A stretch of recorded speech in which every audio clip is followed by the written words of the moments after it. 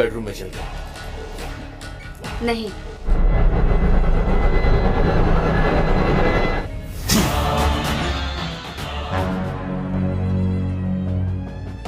Halo, selamat pagi, selamat siang, selamat malam, dan selamat bersua kembali bersama saya Joe di Klik Cinema TV. Bagaimana kabarnya? Semoga sahabat semua dalam keadaan sehat walafiat. Terima kasih pada teman-teman yang telah meluangkan waktu untuk nonton, like, komen, dan subscribe. Kali ini Mimin akan menceritakan kisah sebuah film bergenre trailer yang dirilis pada tahun 2021. Lantas seperti apakah kisahnya? Inilah dia filmnya.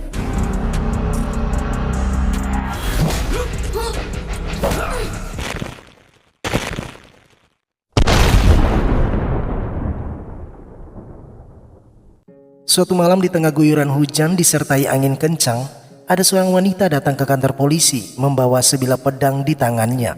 Melihat wanita itu, inspektur polisi langsung menghampirinya dan bertanya apa yang terjadi. Jawab wanita itu, "Aku telah membunuh seseorang." मैंने मर्डर किया है। Kemudian cerita beralih ke beberapa bulan sebelumnya, di mana di pagi itu segerombolan pria yang dipimpin oleh Simic ditugaskan untuk menemui seseorang. Sampai di tempat tujuan, pemilik rumah bernama Kunjan menyambut mereka dengan sedikit angkuh. Kunjan dengan sombongnya bercerita banyak hal, tanpa tahu bahwa tujuan para pria itu untuk menagih uang sebesar 75 lak yang telah Kunjan janjikan kepada bos mereka.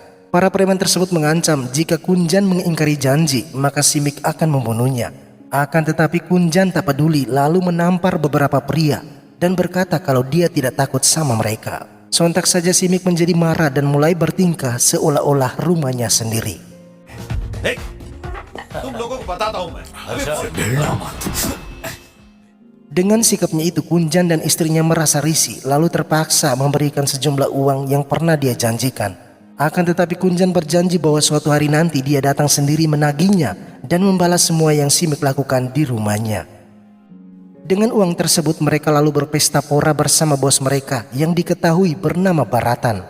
Di tengah pesta, Baratan mendapat telepon dari salah seorang petinggi partai untuk menjalankan sebuah misi. Oleh karena itu, Baratan mempercayakan Simic untuk menuntaskan misi tersebut.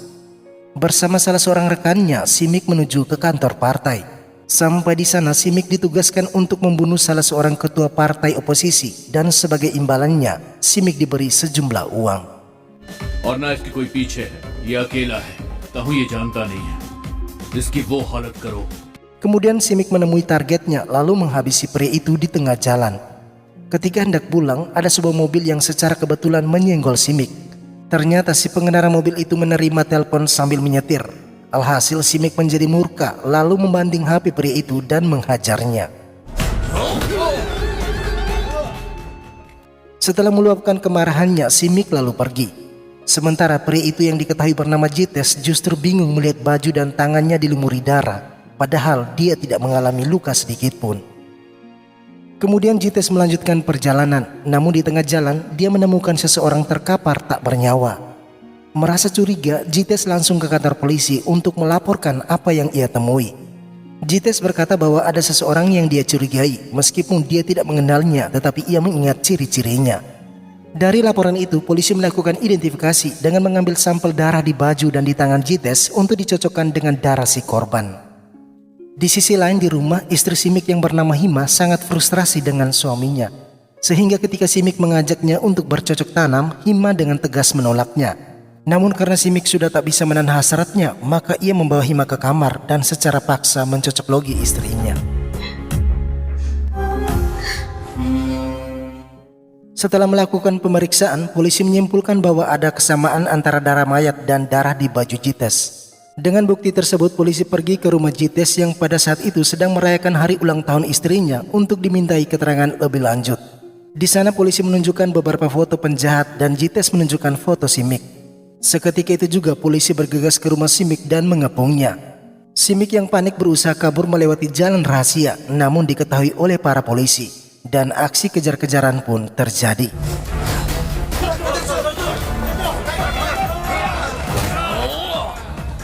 Akhirnya Simic ditangkap lalu dijebloskan ke dalam penjara. Sementara di rumah, Hima mencurahkan penderitaan yang dia alami kepada adiknya Puja. Hima merasa suaminya hanya dimanfaatkan oleh Baratan untuk memenuhi keinginannya. Keesokan hari, Hima menjenguk Simic di penjara. Di sana Simic meminta istrinya untuk pergi ke kolam dekat kuil dan dia akan memberitahu sesuatu lewat telepon. Setelah pertemuan itu, Hima langsung menuju ke kolam yang dimaksud. Sementara Simic dengan bantuan para tahanan yang lain berhasil mendapat sebuah telepon. Sampai di sana, Simic menelpon Hima untuk memberitahu bahwa dia menyimpan sebuah kantong berisi uang di dalam kolam dan meminta Hima mengambilnya. Ketika Hima lagi berenang, tiba-tiba muncullah sebuah mobil dan berhenti tak jauh dari situ. Ternyata orang itu adalah Jites yang mengalami kerusakan ban mobilnya. Beberapa saat setelah itu, Hima keluar dari dalam kolam sambil membawa sebuah tas. Dan Jites sejenak tertegun melihat Hima seakan dia mengenal wanita itu. Nah, di sanalah Jites baru mengingat kalau ternyata Hima merupakan gadis yang sangat ia kagumi sewaktu masih sekolah. Karena penasaran, Jites mencari Facebook Hima dan mengambil nomor kontak lalu mengirimkan pesan untuk Hima. Awalnya Hima terlihat cuek karena dia tidak mengenal Jites. Namun setelah Jites memperkenalkan diri dan menceritakan beberapa kejadian sewaktu masih sekolah membuat Hima tersenyum. Sejak hari itu mereka semakin sering chattingan. Bahkan Jites nekat ke rumah Hima untuk memberi kado Valentine Day.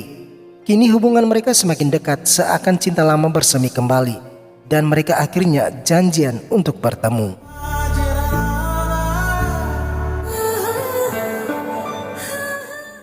Di tempat lain, Baratan yang sudah menganggap Simic merupakan saudaranya terlihat sangat marah setelah mengetahui kalau ada seseorang melaporkan Simic ke pihak polisi. Oleh karena itu ia berjanji untuk melenyapkan orang itu sesegera mungkin agar tidak bisa menjadi saksi di persidangan nanti. Setelah mengatur strategi, Baratan bersama rombongan pergi melakukan penyelidikan untuk mengetahui siapa orangnya. Namun di tengah jalan mereka dihadang oleh seorang wanita dan orang itu ternyata Puja yang memberitahu kalau dirinya sedang dikejar oleh segerombolan penjahat. Seketika itu juga Baratan langsung menuju ke sana. Namun tanpa mereka sadari, Puja justru menghabisi mereka satu persatu.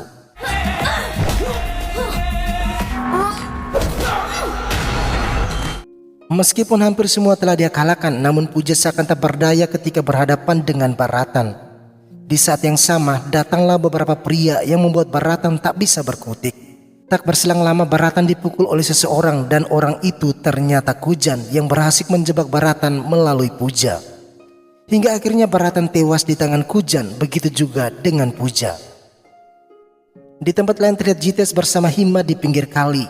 Di sana Hima berkata kalau dia tidak bahagia dengan rumah tangganya dan dia juga berbohong kalau suaminya terlalu sibuk dengan urusan pekerjaan di luar kota. Sementara itu Jites justru mengaku sebagai duda yang ditinggal mati istrinya. Nah, sejak hari itu mereka selalu bersama, bahkan sering nginap di hotel. Namun tanpa mereka sadari, Kunjan mengetahui hubungan mereka. Beberapa bulan kemudian Simic bebas dari tahanan karena tak ada bukti yang kuat. Simic diminta pulang ke rumah, tetapi Simic menolak karena ia ingin menemui bosnya terlebih dahulu. Mereka akhirnya mengantar Simic ke sebuah bangunan di tengah hutan. Sampai di sana, Simic mengira bangunan itu merupakan markas baru yang dibeli oleh bosnya. Tanpa mengatakan apa yang telah terjadi, Simic diminta masuk ke dalam. Nah, di sanalah Simic baru menyadari kalau Baratan telah meninggal dunia. Seketika itu juga Simic sangat marah lalu menghajar anak buahnya karena tak mampu menjaga Baratan. Simic berjanji akan ziarah ke makam Baratan hanya jika setelah Kunjan tewas di tangannya. Di malam itu Simic melihat Kunjan di sebuah tempat dan di sanalah terjadi perkelahian yang sangat sengit. Namun Kunjan justru tak berdaya menghadapi keganasan Simic.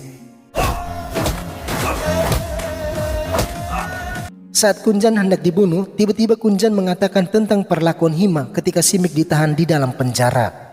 Mendengar itu Simic mengurungkan niatnya dan langsung pulang ke rumah. Di saat yang sama di rumah, istri Simic sedang menelpon Jites tanpa tahu kalau suaminya kini telah bebas. Ketika sedang asik menelpon, ia mendengar suara air di luar rumah dan langsung pergi mengecek.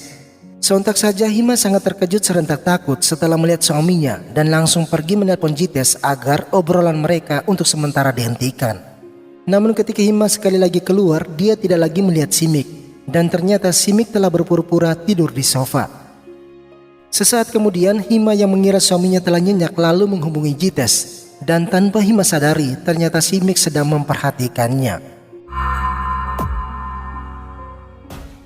Beberapa jam kemudian ketika Hima telah tertidur, Simic diam-diam masuk ke dalam kamar dan mengambil ponsel istrinya. Dan disinilah Simic baru mengetahui kebenarannya lewat pesan serta foto pria yang berhubungan dengan istrinya. Esok hari terlihat Simic masih marah, sementara Hima juga terlihat tak peduli dengan Simic meskipun sudah lama tidak bertemu.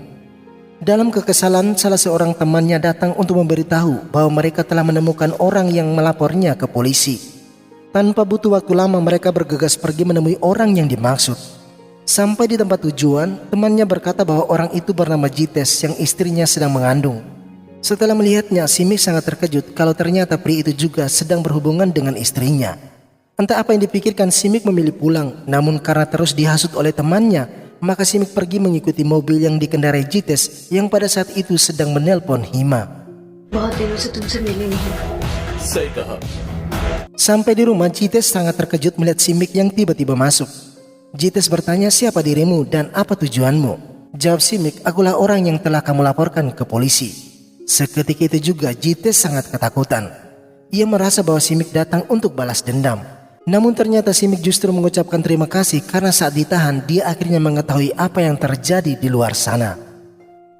Sampai di rumah, Simic menunjukkan perhatian lebih kepada istrinya dengan memberi sebuah hadiah.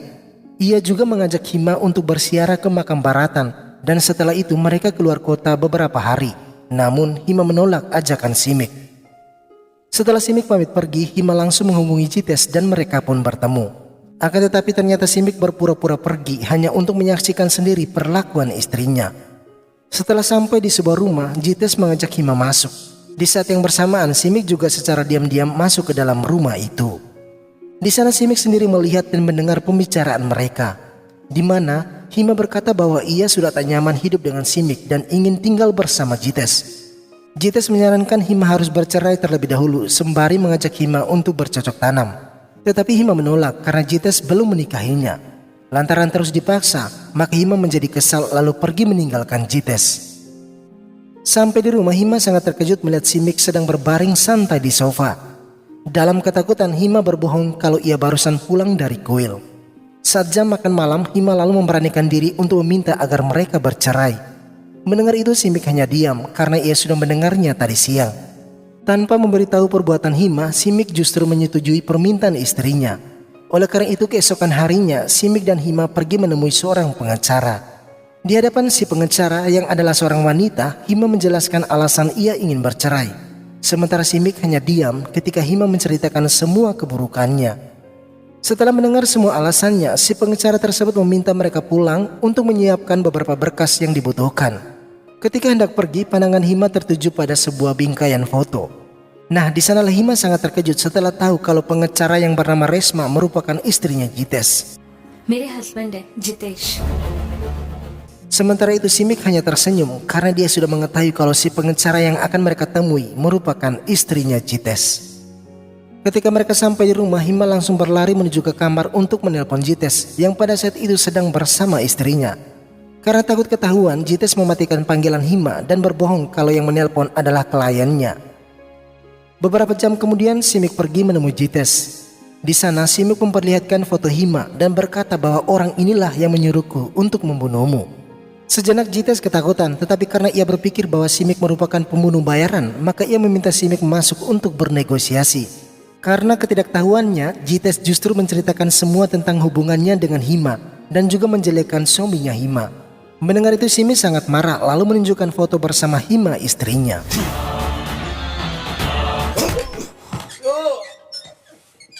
Untuk memuluskan proses perceraian, Simic menyuruh Jites untuk menceritakan kepada si pengacara agar dituangkan dalam berita acara pemeriksaan. Akan tetapi ketika tahu bahwa si pengacara yang dimaksud adalah istrinya, Jites sangat ketakutan, lalu berlutut dan meminta pengampunan. Kemudian Simic membawanya ke sebuah tempat di mana awal mula hubungan Jites dengan Hima. Di tempat itu secara berulang kali Simic menghajar Jites. Karena terus memohon, Simic kembali membawa Jites ke rumahnya dan menyuruh Jites untuk berkata jujur di hadapan Hima. Melihat kedatangan Jites, Hima langsung menariknya masuk ke dalam kamar dan mau bermesraan, tetapi Jites menolak. Jites berkata bahwa tak ada cinta dalam hubungan mereka karena tujuannya hanya ingin merasakan kenikmatan. Hima yang marah ingin memukul Jites, namun mereka terkejut setelah ada seseorang mengetuk pintu dan ternyata Ya, wanita itu adalah Resma, istrinya Jites. Meskipun sudah tertangkap basah, Jites masih saja mengelak. Ia menuduh dijebak oleh Hima dan Simik karena dia telah melaporkan Simik ke pihak polisi. Akan tetapi Risma tak percaya lalu pergi. Di saat Jites ingin mengejar istrinya, tiba-tiba ia terpental masuk dan ternyata Simiklah yang menghajarnya. Jites yang tak mampu menghadapi keganasan Simik berusaha lari meloloskan diri. Namun ia kembali tertangkap dan terjadilah perkelahian. Sial bagi Simik, ia justru terpeleset dan bergelantungan di tebing danau. Nah, tanpa menunggu lama, Jites menginjak tangan Simik dan akhirnya Simik jatuh ke dalam danau. Namun tanpa Jites sadari, inilah yang terjadi.